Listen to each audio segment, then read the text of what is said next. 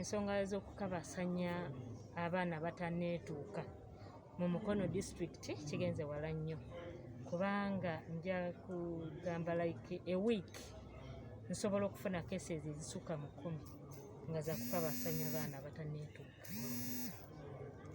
Abaana abalala batata baabwe babakabasanya era ekyo mu wiiki nsobola okufunamu like 1 to 2 cases nga batata baabwe be babakabasanyizza. Abaana abasinga obungi okukabasanyizibwa bali mu myaka 8-17 majority, naye weesanga mu abo nga mulimu n'abaana ab'emyaka 3-4 nga bakabasanyizibwa abasajja. So omwezi statistics yaffe nebeera nti nnyinza okufuna cases ezisuuka mu 3 mwezi in Mukono district. So sizo ezo zokka, waliyo ne cases endala nga trafficking in persons.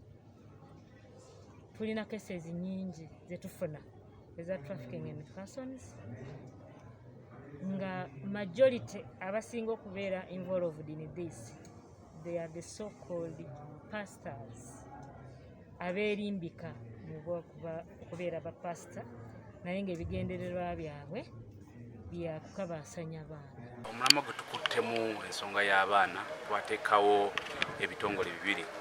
Twateekawo ekya Sauti ekya helpline, buli muntu asobola okuripootinga omusango gw'abaana wonna wawaali ng'akozesa ennamba eyo 116 omwana yenna akabasanyibwa, omwana yenna atulugunyizibwa, omwana yenna atuukizibwako ekizibu.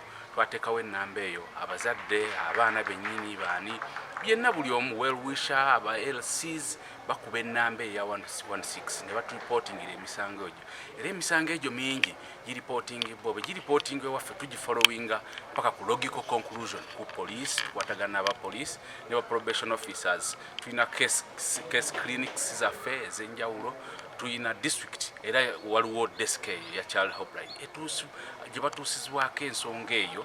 Tulanga emisango egyo gitambula ne gigenda mu maaso era ne giba nga abaana bayambibwa mu ngeri emu oba endala. Emisango egyo ne giwaabwa ne gigenda mu makooti ne tulaba nti abantu abo babatutte mu makooti. Kakati enteekateeka eno mu Luzungu Community Action Team tugitaddewo etuyambe nga abantu abali mu community okulwanisa omuze ogw'okukabasanya abaana naddala abateetuuse. Kakati twalaba nga omwana wabeera yekka n'omuzadde we, it is hard for oba kimuzibuwalira okufollowinga up that case n'afuna justice oba obwenkanya, n'afuna safety, n'afuna n'okuwonyezebwa. Kakati kye tuli kukola nti fenga Community Action Team tuyina office ez'enjawulo eziri wamu naffe. Tuyina police, tuyina COWS office, tuyina LC5's office, tuyina municipalities behind us, LASFNet, that is a legal aid network providers. Also tuyina abantu b'omu malwaliro ab'enjawulo, tuyina also the Uganda Counseling Association, nabo they are with us. Kakati wetufuna case mu kifo ky'omwana ono okubeera ne muzadde we nga yalina okubikolako ebintu byonna kubanga abasinga balemererwa because of the cost. Esente ziba nnyingi zatwala n'okutiisibwa kuba kungi nnyo.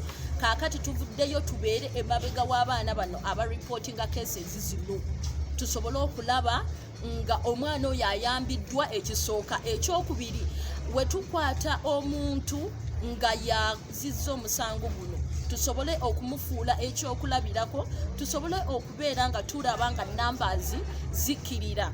We want to bring back sanity. Twagala tukomyewo amagezi mu bantu, sanity among us people. So that is what we are doing right now and we need your support. Twetaaga support ya mwoboli eyo mu community nga omanyi nti oyina abantu abakabasanya abaana. Temubasirikira bannange kubanga bano baana baffe fenna, kubanga what will the future be like abaana we tubayisa bwe tuti.